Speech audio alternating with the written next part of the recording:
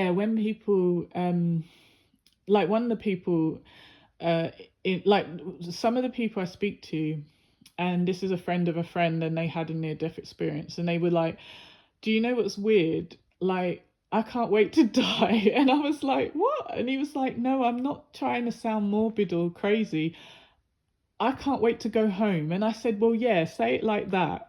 So, if you say it like, I can't wait to go home, it's not that he wants to kill himself, but it's like he said, I know that life goes on. I've seen it. I'm so grateful to have been shown that, because at first he felt really depressed when he was made to come back here, because knowing that this beautiful place exists, like what people would call heaven, but it's different to what Christians would. It's not like people in white robes strumming a harp floating around on clouds. It's more sophisticated than that. But yeah, it's like he said, oh God, at first I wanted to kill myself so I could go back.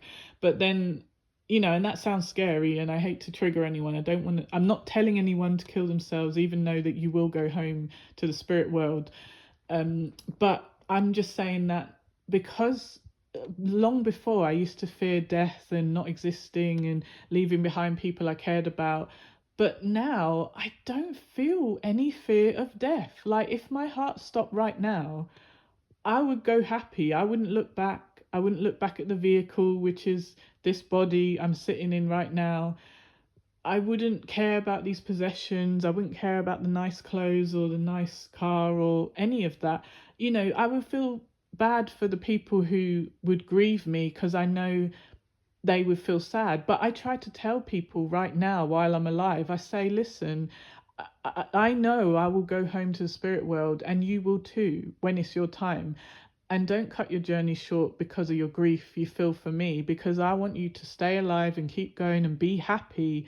And I will watch over you. I will come in and be your guide or your guardian angel and walk with you and help you get through your journey. So whatever the reason for me dying, whether it was that I couldn't handle this life anymore and I sadly had to take myself out here, you know, if that happened, I say to my friends, don't even grieve me and be like, why did she do it? Because there's certain things, traumas that I've been through, that sometimes the depression is so much, too much from my past. This is stuff from so long ago, from childhood and from marriages, abusive things, being odd. All these things sometimes pile on top of you, the trauma and the sadness and the pain, and I can't believe I chose this horrible life. Why did I choose this horrible life? And then get angry at myself. Like before, when I was younger, before I was shown all this, before other people told me their experiences of near death experiences, I felt like God abandoned me, or God had forsaken me every time something bad happened to me, or every time something bad happened to someone I knew, like if their child was abused by their own dad or their granddad, or and I would see that child being destroyed mentally, psychologically, by the terrible, horrific things that were done to them at a young age. And I would cry for them and be sad for them and angry, like, God, how could you let that happen to that child, or me or someone else, or why are you doing this? And then when it was shown to me, and all these people confirm, with their experiences, that it's not God doing these things to you or letting these things happen to you. All these difficult, horrific, terrible, horrible things, it's like it's a horrible life plan that we've chosen, because when we go back to the spirit world, the more gruesome, horrific things you survive down here, it's like it's almost like you're more powerful when you go home in the spirit world, but not power to use it in a negative way, but like you become so much more powerful. Is that the only word I can use? Sorry, for lack of a better word. Power. You become more evolved and powerful when you go back home. It's a special thing to go back home after surviving Earth. I hope I made that clear, and I hope I didn't trigger anyone. I don't want people to think like, what is she saying? She's saying that a child would choose a life of child abuse. No, that's not what I'm saying. I'm saying that we've chosen difficult lives. It's not that a child is choosing to be abused. That's not what I'm saying. I'm saying that if those terrible, horrific things are included in the life plan, that is not that the child chose it. The spirit that you are as a grown up chose the life plan, and certain things are in that life plan. So I know people are going to be like not understanding it, and that's okay. Not everything is there for you to understand. But when you die and go home to the spirit world, then you will understand. But yeah, it's like, you know, when we die and go home to the spirit world, like we have a life review, and you get to see every good thing you did in your life and how you made those people feel when you did those good things. And that beautiful kindness and compassion you showed is magnified a million times, and you get to feel that. But then when you get to see the bad things you've done, even whether intentionally or unintentionally, like how I mentioned earlier, like I want to take revenge if someone does something unforgivable or cruel to me, because I feel like it's righteous vengeance. I have a right to avenge this disrespect or this, terrible thing you've done to me.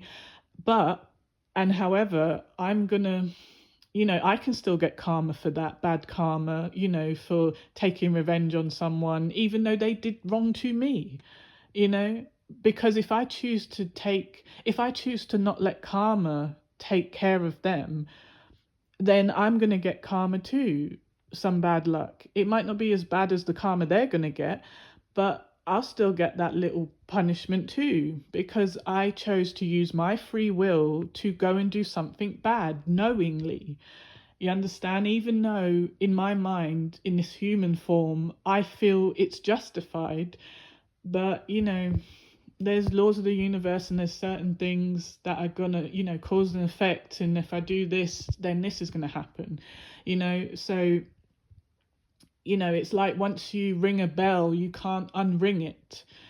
So once I commit a certain act, even if my intention behind it was I believe this person deserves it, they do deserve it to me. That's what my mind is saying. But once I ring that bell and carry out that act, then I'm going to incur some bad karma. But sometimes you say to yourself, whatever karma I'm going to get, I accept it. And you do it anyway, because you, in this human body, if you're the type of person who don't allow disrespect or abuse to continue towards you, or too many people got away with abusing you and weren't, punished, then the ones you can punish, you're going to want to punish. You get what I'm saying?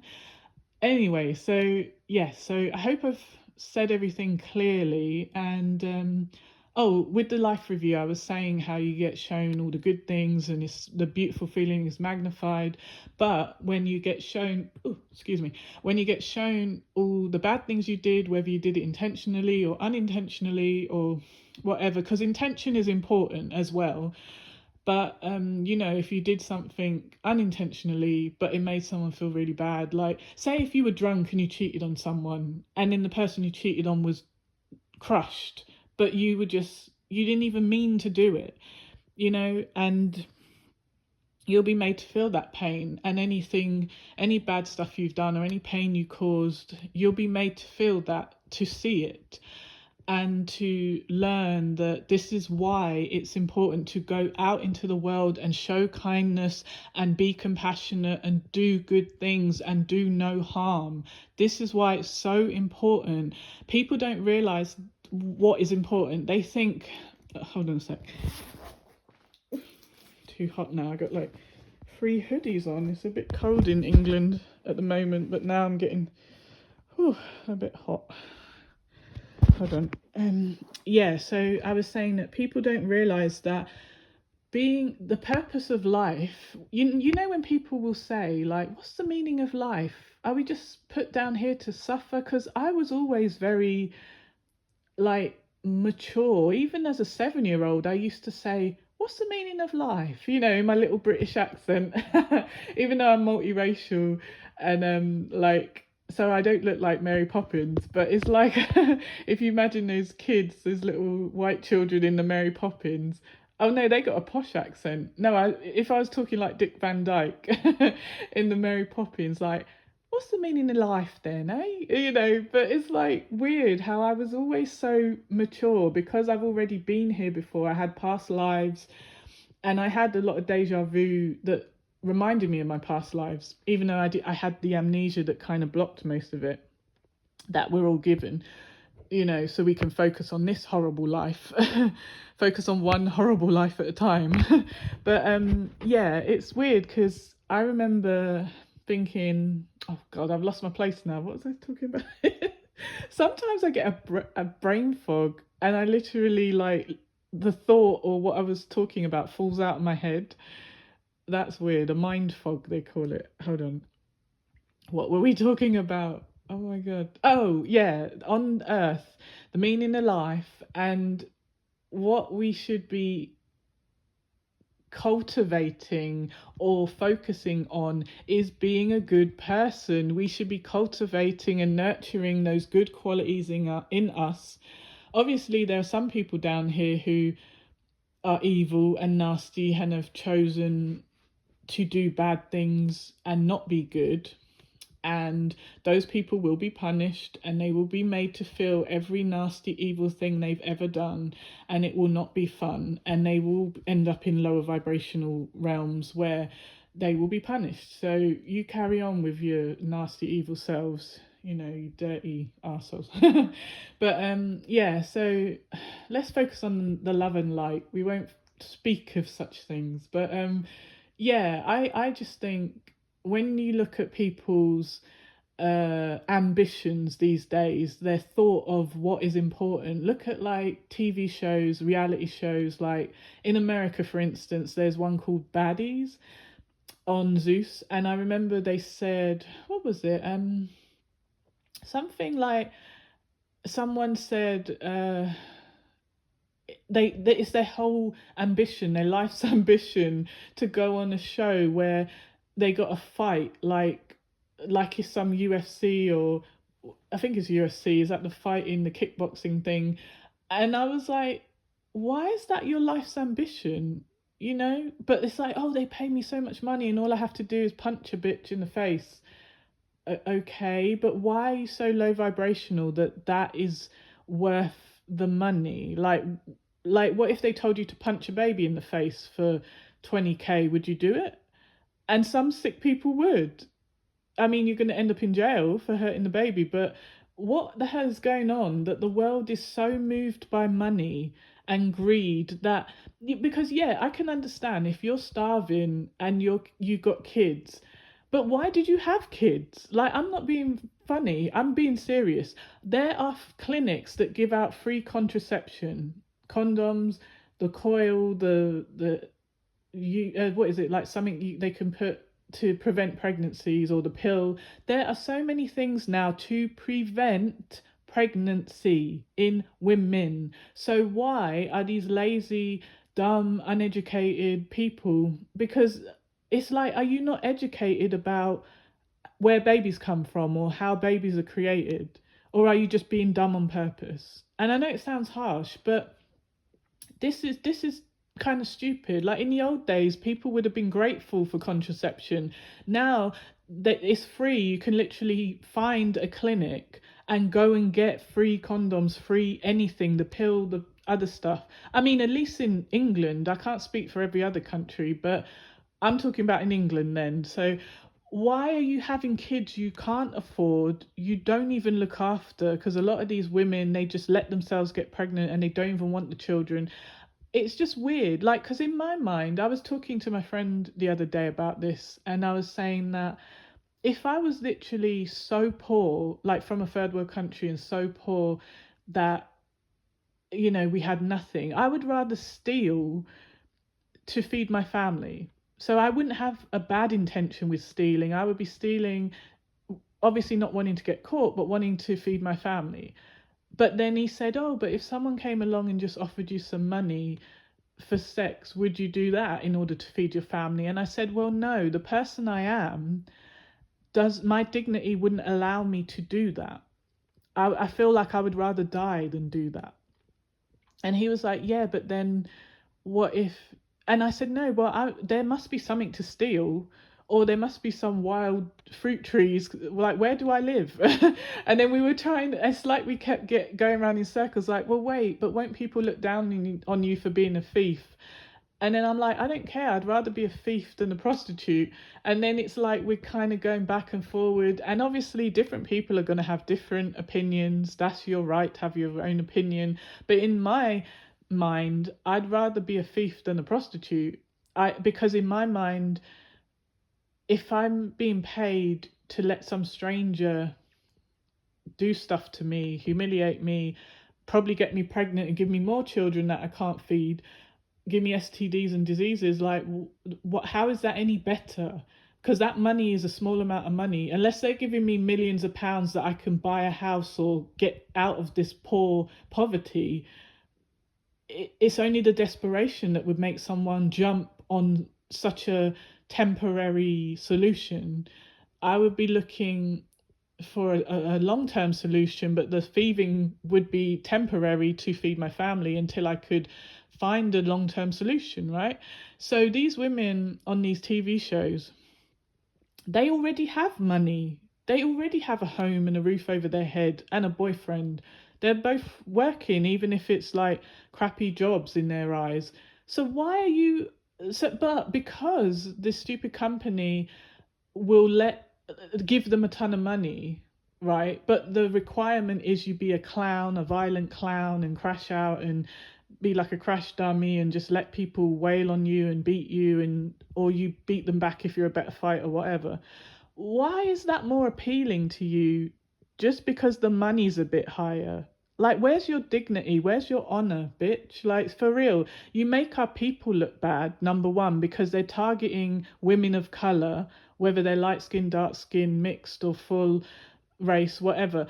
They're targeting people of color and encouraging you, bribing you to be idiots, to send out a bad impression of yourself as a woman of color to the world. They're literally paying you to embarrass yourself and your race. In my opinion, it is embarrassing to the race, when you portray a stereotype that is already negatively out there in the world. People already want to hate you, look down on you, think you're dumb. You're helping them. You're helping our enemies by being the lies they told you were. Do you not see that? They told you you're nothing, you're inhuman, you're animals, you're stupid, you're not capable of achieving anything. You'll do anything for money and fame. You don't even look after your children. Like, you are literally becoming the lies they told you were. That you're taking away your own potential. Like, the racists don't even have to do your job for you anymore, because you are literally fulfilling the lies the racists used to tell the world about you. And the saddest thing is, it is their own black people or mixed people who are the CEOs inviting other people. You can't even say it's the racist, like, it's not even like racist people inviting people of color to come and embarrass themselves. It is the same people who should be lifting up their people and encouraging them and giving them money to do something better, to better their life. It's their own people inviting them to come and be humiliated and shamed and beat up. Like, it's so sick. I can't stand it. Oh gosh. Like, when I see everyone in a frenzy over this pathetic program and talking about it constantly, getting thousands of views, talking about this stupid TV program.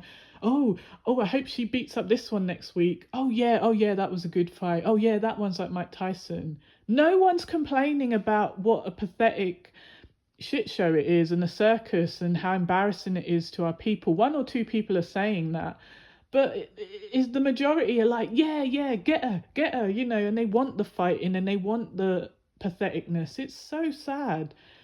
People literally, like, that's their ambition, that's their dream, to become a crash dummy for these dumbass shows. Like, it's embarrassing. You don't have to have a college education, a university education to know that that is stupid. You should have common sense. If you don't have common sense to know that that is stupid, you should want more for yourself. You should care about yourself and other people who look like you. Not that you don't care about other people who don't look like you. Everyone is equal, everyone should be treated fairly. But and however, in your own community, it would be nice if you gave a shit about people who look like you as well. Because in our community, sadly, there is a massive division in the black community, in the mixed community. There is I remember there was a guy, I forgot his name, he's a comedian, and hold on. He said, what did he say? He said that he went to, no, his friend was a drug dealer or something. So I don't know this guy. This is him talking on his YouTube thing. I forgot his name, sorry. But he's a black American. And he said he had some friends that were big time drug dealers. He wasn't into that, but they grew up together, so they still spoke. And then he said that he had, what was it? He had been told by this drug dealer friend that they were doing a deal with China, apparently. Now, allegedly, shall I say, because I don't know the facts, but this is what he said. So the black Americans went all the way over to China to talk to the triad boss to work out a deal to move whatever drugs they have, opium or whatever. I don't know how long ago this was. This could be years ago. I forgot when the video was put out. But then the Chinese mafia, the triad is the mafia, the Chinese mafia. They said to the black guy, it's so amazing how people look to you, black Americans. They're jealous of your style, your music, your creativity. They